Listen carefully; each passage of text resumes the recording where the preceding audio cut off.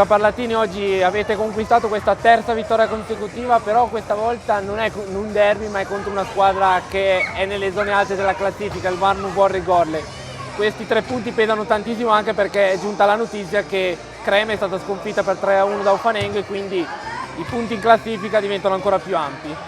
Sì, per noi oggi era molto importante fare una bella gara. Questa gara ci ha portato anche 3 punti che sono oro per il cammino che dobbiamo intraprendere. Adesso andremo a Busnago che oggi ha battuto Ata 3-1 e sarà una bella gara. Andare a fare punti a Busnago ci mette in una posizione molto più serena a livello di classifica. E oggi guarda, è stata una partita di cuore, abbiamo sofferto.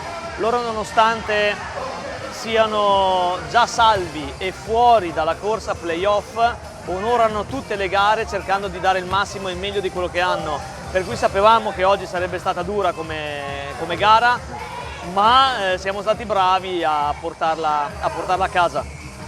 Beh, visto che hai già parlato della partita con Busnago, direi che non fai altro che lanciare l'appuntamento a sabato prossimo. Sì, sabato prossimo sarà una bella sfida di 2 squadre che hanno vinto l'incontro odierno e a casa loro dovremo mettere veramente tanto cuore per portare a casa il risultato. Ma questa squadra ha fatto vedere che ce l'ha. Perfetto, grazie Luca, in bocca al lupo. Crepi il lupo.